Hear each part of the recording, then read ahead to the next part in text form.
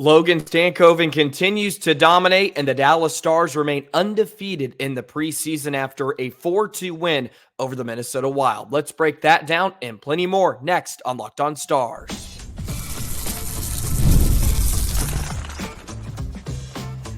You're Locked On Stars, your daily podcast on the Dallas Stars, part of the Locked On Podcast Network, your team every day.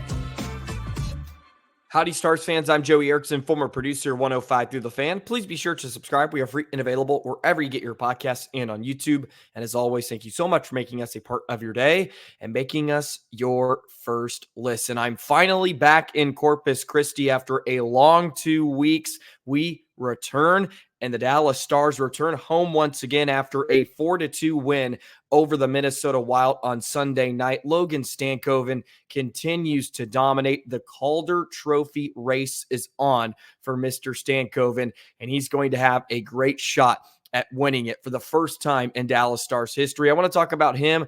Lian Bichsel continues to look really, really good. The Stars made some big roster cuts for the first time today. Also, the top 50 player rankings the NHL Network has thrown out there, I want to share with you where a few Stars ended up on that list as well. So let's jump in to today's episode, which is brought to you by FanDuel. Place your first $5 bet, and you'll get started with $200 in bonus bets. Visit FanDuel.com to get started. So I happened to be in Minnesota on Sunday. So I was in attendance at the XL Energy Center, and it was a lot of fun to get to watch in person, see some of these young players like Heiskanen, Kyle McDonald, Logan Stankoven, of course, who we've already seen, but it's still good to see them in action along with Lian Bichsel for the first time. But the big takeaway is Logan Stankoven once again. He picked up a couple of points, a couple of goals to his name, and the Stars really dominated for 45 to 50 minutes of the game, just completely all over Minnesota, who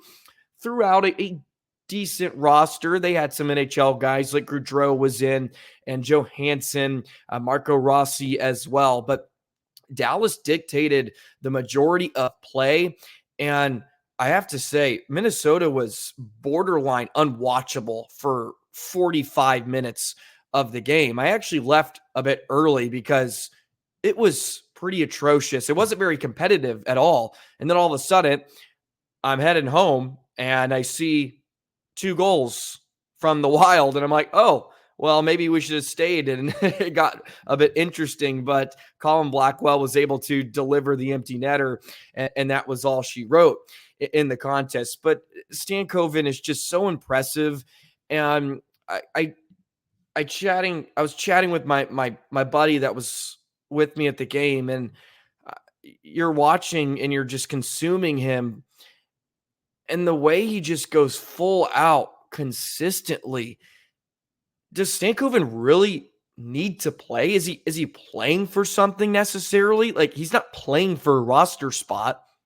We know Stankoven's going to be on the team, and for the most part, we sort of know where he's going to fit in. And he's just working his tail off, like, consistently. And I said he's probably the player in practice the day before a game. Each of you that played a team sport, you always had that one teammate. Maybe you're taking it easy at practice. Coach wants you to maybe go 75%, save the legs, whatever sport it may be, save your energy for tomorrow. But it's that one teammate that just cannot do it. And it's 120% constantly. And I guarantee you that's Stankoven. Just that little annoying pass that's always going full speed, 100%. And you have to love it. You have to love it. And I know it's the preseason, but he is buzzing around, making things happen. He was playing alongside Sam Steele in the game, and he scored a couple of beautiful goals. His second and the third period was sort of the dagger, at least is what we thought at the time, off a bad turnover at neutral ice by Minnesota. Walks in, pulls, rips, 3-0. And just That's all she wrote. That's all I needed to see. That's all I needed to see. He's going to have a big year. Some other players that stood out. I have to give a shout out to Arttu Hyry, and he's knocking on the door, man. He's knocking on the door for a roster spot. He really is. He looked good in the game. It's a power play goal from the Stars. Capobianco just floated one towards Wellstead, and Hyry was there and got a piece of it. I think he, out of him back and possibly Blumel, man, I think Hyry is a player that's sort of on the edge, teetering on a roster spot, and dare I say, has an advantage right now. He's made things happen. He looks really good. And you could say the same about Kole Lind, who I think is really, really impressive as well. Not as quite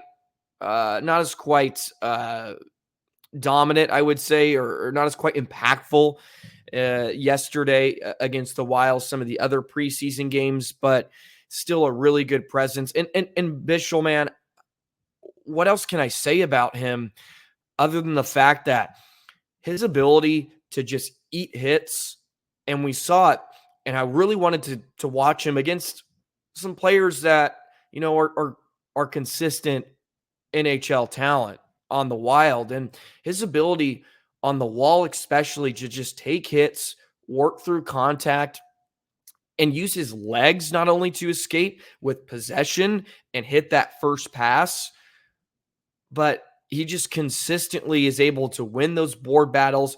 He's really good at using his size. He's calm. He's collective. And he looks like he could play. He really does. He looks like he could play in the NHL. And, you know, he still may end up in the in Texas to begin the season. But he's a guy I think you can bring up at any point and feel really comfortable and trust the type of player you're going to get. He played with Lyubushkin, and those two had some nice moments in the game. Lyubushkin finished with a couple of shots. He was active. Love his energy, his physicality, right? The acquisitions the Stars made, and I know I wasn't very high on them in the summer with Dumba and Lyubushkin, but you're starting to see the reasoning behind them, and I still have my reservations. I still have my concerns, and I think we're going to have to live with some of those. They aren't going to be the perfect player. At the end of the day, they're still going to fit into a role that I don't know if they're going to be the most successful in. But if you're playing Dumba along with Miro, Harley with Lyubushkin, Lindell with Lyubushkin, or Lyubushkin with Lundqvist, however the pairings are going to work out, it looks like Lyubushkin is going to sort of slide in with Harley. You're going to get some really good play, I think, out of your top four. Is it going to be great? I don't know, but Bichsel, man, he's the X factor in all of this. If he's a guy that can contribute and play 18 minutes a night, 16 to 20, you're looking at a really, really steady decor. I think Bichsel's really good. I mean, I just am going off of what I'm seeing, and I think he's ready. Is he going to thrive? I don't know. We really still haven't seen him against NHL regulars. We haven't seen him against a full lineup, right? And that's the caveat in all this. Like, what is going to happen when, you know, crap hits the fan, so to speak, when you are thrown into the fire and you're playing guys that are, you know, playing for their jobs, playing for their lives. And there is some of that in the preseason. I understand. But even Minnesota, most of the roster there was guys they're going to see in Iowa at the end of the day. And there was some guys like Goudreau, I said, and Chisholm and Merrill was in, and some others. But him and Stankoven look really good, and that's a redundancy this preseason. But Arttu Hyry, he's starting to stand out to me. Seems to be the guy that I think sort of has the edge. Back here and there is making some plays, and he's he can make some things happen. But Hyry, I just think, has been more active. seems to have a better understanding of where he's at, his awareness on the ice, just has some high quality IQ, like hockey IQ. And not that back doesn't, but I think we've seen more on Hero, and he's taken advantage of the opportunity coming in, right? He's just taken advantage and he stands out. And I think that the staff certainly is seeing that. Blumel is sort of Matej Blumel, right? He's sort of your Radek Faksa type, right? Where he's going to be defensive sort of face-off guy and can chip in offensively every once in a while, but that's sort of who he is. Hebrew, I think, has a little more offensive game. We talked to Steven of 100 Degree Hockey on Friday, and he mentioned back it's sort of that Radek Faksa. And to be fair, Pete is probably going to give the edge to someone that's like Hero that I think has a little more offense to his game. Pete wants all four lines to score. He doesn't want necessarily that prototypical checking line. We haven't really seen that with him. And you have players like Faksa and Colin Blackwell and Sam Steele, who I think is a better player at this point in his career. Not on the dots, maybe not PK wise, but his overall game and his speed, like he gives Dallas some speed on the wing. Blackwell's going to be your kind of Radek Faksa type that can grind it up. He's going to be responsible in his own end. Hero gives Dallas some punch up front. He does. And is he going to play consistently? Maybe not with Dodonov. You can't forget about him. So there's a few spots. There's really a couple, maybe one that we're going to continue to see start to play out. And Thursday's going to be huge. It's the next preseason game, the final one against St. Louis. That'll be that will probably decide who's going to stay because big roster cuts have been made. Some more updates over the weekend. We saw last Friday, Jason Robertson was seen at practice. He was skating. So good news there. They mentioned when we were told he was going to miss most of training camp, that he should be ready for the season opener, and he is skating. So that's good news. We'll continue to keep tabs on Robo, but things seem to be going to plan. There were some huge roster cuts, which also slimmed down the players who we can keep an eye on, who are making the cuts, right, and starting to battle for a roster spot on opening night with the Dallas Stars. So let's get into that in just a moment. Today's episode of Locked On Stars is brought to you by Game Time. Game Time is obsessed with finding you ways to save money on tickets. And Game Time has a new feature called Game Time Picks that makes getting tickets for your favorite live events even easier. Game Time Picks filters out all the fluff to show you only incredible deals on great seats so you don't have to waste time searching through thousands of tickets. Get a panoramic view from your seat in the app before you buy. Also, Game Time will credit you 110% of the difference. It's the lowest price guaranteed. Your purchase is covered. The most flexible customer service policy in the ticketing industry. Take the guesswork out of buying tickets. It can be so difficult to go on all the different sites and all the hidden fees, and you don't know what your seat looks like. Game Time takes all that out of play. So download the Game Time app, create an account, use code LOCKEDONNHL for $20 off your first purchase. Terms apply. Again, create an account, redeem code LOCKEDONNHL. That's LOCKEDONNHL for $20 off. Download Game Time today. What time is it? Game time. So the biggest roster cuts to date so far through the preseason. So I want to get to some of these players that were loaned to Texas. Francisco Arcuri, Justin Ertl, Ritskovian was moved. Kyle McDonald, Simonov, Stranges, Wheatcroft, Christian Kyrou, Punnett, Gavin White, Ben Cross, and Remy Poirier. Of course, Cross and Poirier going to be two of the netminders down in Cedar Park, along with Magnus Hellberg. So, players to note there that weren't moved. Arrty Hyry, of course, Matej Blumel, Kole Lind, Lian Bichsel. He survives another round. So those are 4 names that I think are still battling. And look, I know we sort of came in with the idea that Bichsel's starting in the AHL, and well, longer this goes, my eyes perk up. My ears sort of perk. I'm like, okay, maybe there's a real shot that he's here. If they think he can be a piece to the puzzle, which look, I'm all here for from what I've seen.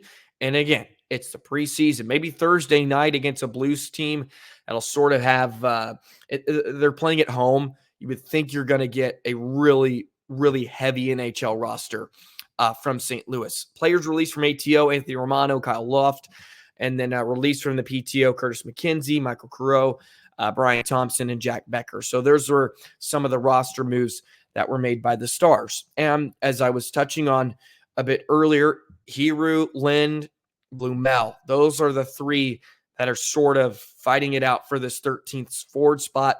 I think Hyry has the advantage. I'd probably ask Oscar back too. Can't forget about him. He's in there as well. I think I give the edge right now to Hyry. I really like his game, and he can't go wrong with another Finn in the lineup. Add to the Finnish Mafia. I would probably give the edge to him. Blumel does have some NHL experience that may bode well for him. It probably will come down to who does DeBoer trust in a lot of different situations. Is Hyry going to be trusted on the PK? And we got a look at him to some degree on Sunday, along with Stankoven, who killed off some penalties, and he's getting some power play time too. So Pete DeBoer has shown some trust in him to at least throw him out on special teams. So that sort of bodes well for him as well. We haven't seen a lot of back on the power play or Blumel, and Hyry was working in on that second unit that picked up the goal Sunday night along with Capobianco. So there is some trust shown between those, which is good. Man, Bichsel, I don't know what else to kind of point out about him. He's going to make it difficult. And we sort of discussed this with Steven, right, on Friday too of last week. Make the front office have to make a very tough decision. Your play will speak for itself. And we saw that with Stankoven last year, and there were some injuries. They needed to bring him up. I understand that. Maverick Bourque, for the most part, that was a player that should have been called up early in the season if it wasn't Dallas, right? They're just so crowded, and the cap space situation did not work out. But if Bichsel continues to sort of play like this, and if he puts together a really good night on Thursday against St. Louis, maybe we're sitting here thinking, wow, like he's making it really tough. The caveat to him though is cap space. That's the real caveat with Bichsel. Where's he going to kind of land? Because he's 918,000 northwards of that. So what does his cap hit look like when he's put on the roster? And that's also going to factor in with who you keep between either Blumel back. They're both 775 apiece. So there really isn't a whole lot of room. Dallas has under 700,000 of cap space. So I don't know if it's even going to be feasible for Dallas to make it happen, unless possibly Robertson is moved somewhere, but that's not going to happen, at least as of right now, from what we know. That is not happening. I really shouldn't even throw that into the thin air. So I don't even know if they can even get Bichsel in. That's sort of the big question. Also, there is an undisclosed injury to Maverick Bourque that came out over the weekend as well. They're just being cautious with it. They don't seem to be overly concerned, but I did want to give that update as well with Maverick Bourque over the weekend. So there is something there too. So maybe Bourque isn't ready to go right away, and that leaves room for Bichsel to play. Who knows? This is, of course, is a very fluid situation, and I'm just sort of spitballing here of the different situations that could arise. And I don't know if there really is an opportunity to get Bichsel into the opening night lineup. And this was something that kind of came to a head over the summer too, when we looked at what is Harley going to re-sign for? How was that going to affect how much space they have left?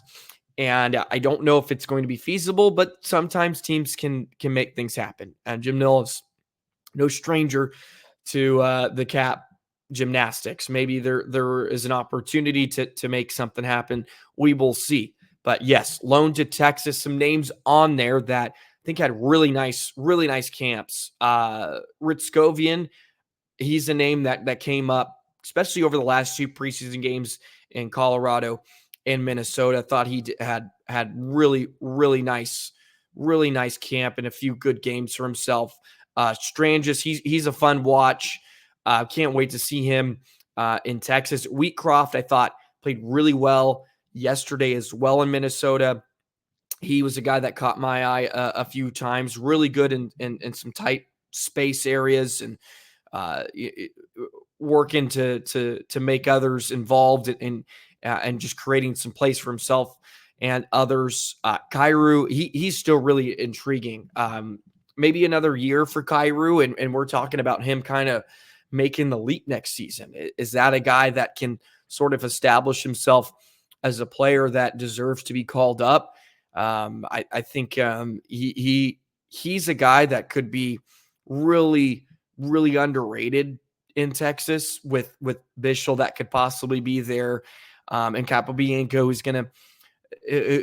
who's already produced at the AHL level. And look, Steven, we talked to him too, and I know I keep going back to this, but it was just such a great conversation with him. He's going to be able to score and put up points. He'll be productive. So see someone that kind of flies under the radar and has a nice season. And we're talking about him next year on this roster. That's always a real possibility. So all in all, it's been a great preseason so far for the Dallas Stars. They're undefeated. Great things are happening. And this is a great time of year to have this competition between players like Back and Blumel and Lind and Hyry. They're all battling to try to make the opening night roster, and that's a great thing for the organization and a great thing for everybody involved. So I'm really thrilled to see Thursday night against St. Louis. I'm excited to watch the preseason finale a week out from opening night. It is right around the corner. We are in October tomorrow. It is October, Stars fans. So be ready. Hockey is officially here, and meaningful games are right around the corner as well. By the way, we had a Locked On crossover with the contenders, all 4 teams that made the playoffs this past postseason: Winnipeg, Nashville, of course, the Stars, and Colorado. A Locked On Stars Central Division Roundtable that is out now as you're watching this. It was posted earlier today. Go check it out. It is really good. We had such a great time. We kind of beat up on Winnipeg, unfortunately.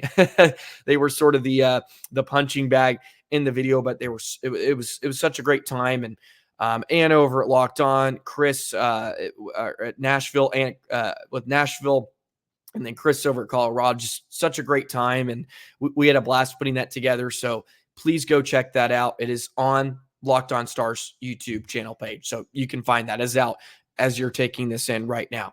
Okay, let's segue in. NHL Network, they've been doing their player rankings. I don't want to get into this too much, but did want to share where the Stars have a few representatives in the top 50 this season, and we'll do that in just a moment.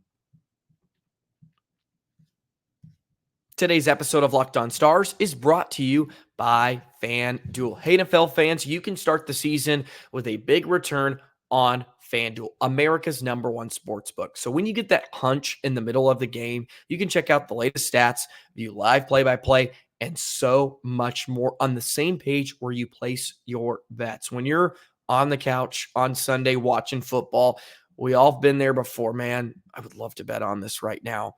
I have this feeling Stephon Diggs going to score a touchdown. CeeDee Lamb's going to have a big day. That's why you need FanDuel.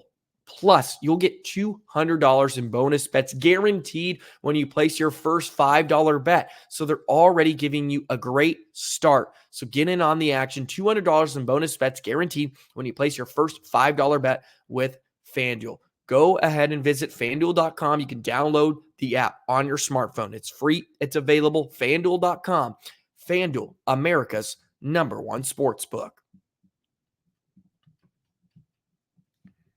So I believe the Dallas Stars are not going to be represented any further in the top 10 players or the top 50 players right now in the NHL list. This is being published by the NHL Network, and they've been throwing these out. And there's been 3 stars within the top 50, and not many of these will come to a surprise to you. But Roope Hintz comes in at number 41 for the Stars. Jason Robertson, he comes in at number 23 ahead of Kirill Kaprizov, of course, the 2 Calder candidates, Calder finalists a few years ago. No surprise here. Miro Heiskanen is at number 19.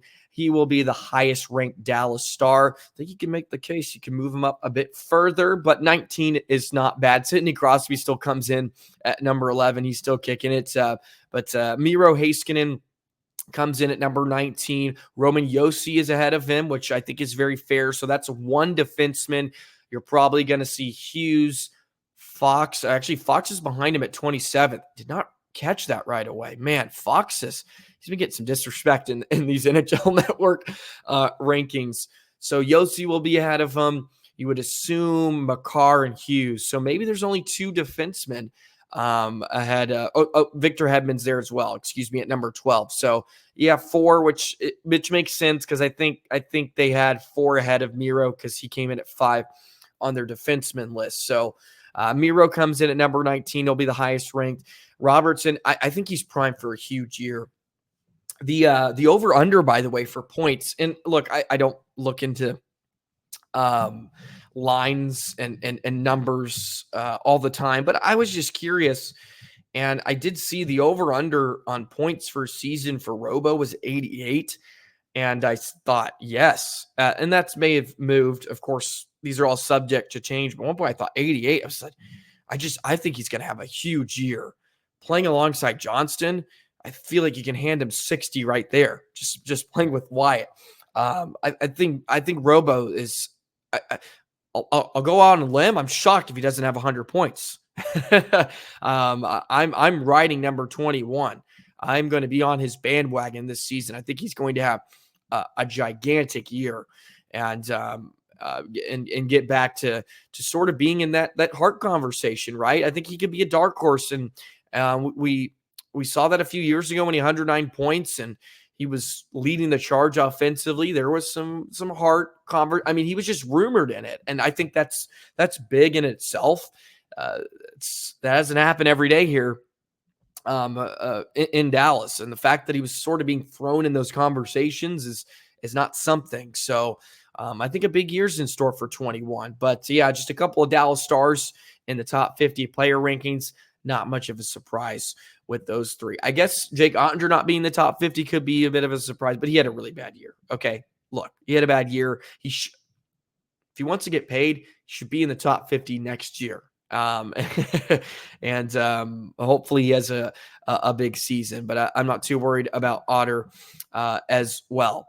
So that'll wrap up today's episode of Locked On Stars. Wanted to throw out another Monday episode since I was at the game on Sunday and it was still fresh on my mind. Still a long day for me getting up early to get back here, but we'll be a bit more on a normal schedule, I think, in the next week or so. I say that, but things happen out of nowhere and I'm off and running. So appreciate the love and support. By the way, thank you so much for continuing to subscribe,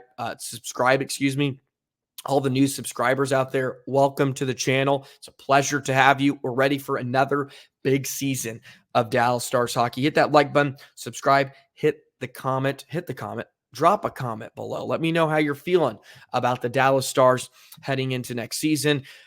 Should have a crossover maybe out later this week with Seth over at Locked On Wild. I think we're gonna meet again. We love chatting Stars and Wild, so be on the lookout for that. And yeah, season's upon us, baby. All right, have a great rest of your Monday, and we will see you tomorrow. So long, Stars fans.